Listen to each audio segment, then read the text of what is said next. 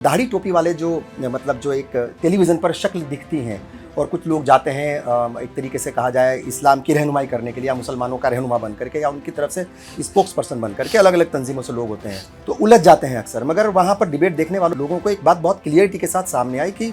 जो आपकी तरफ से जवाब आए उसमें ना सिर्फ जानकारी थी, उसमें इल्म के साथ साथ जो मौजूदा वक्त है उसके हिसाब से भी आपने जवाब दिया। उसमें जो है एक तरीके से मसलिहत भी थी और उसमें कॉमन सेंस भी था और उसमें लॉजिक भी था, उसमें हर तरह की चीज़ें नज़र आई। तो वो बड़ा मतलब लोगों को एक तरीके से एक नई चीज़ देखने को मिली। महज़ अल्लाह का फजल रहा। असल में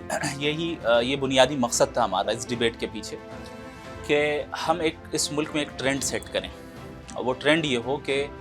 दो मुख्तलिफ वर्ल्ड व्यू के लोग आपस में बैठकर एक साथ बैठकर एक दूसरे की इज्जत करके अपने वर्ल्ड व्यू को एक्सप्लेन कर सकें।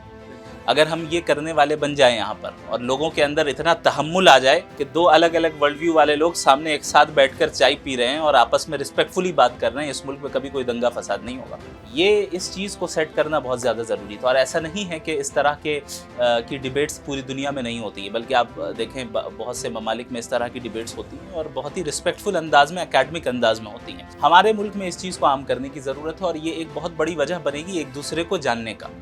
और एक दूसरे के वर्ल्ड व्यू को जानने की वजह बनेगी। तो ये हमारा बुनियादी मकसद था इसके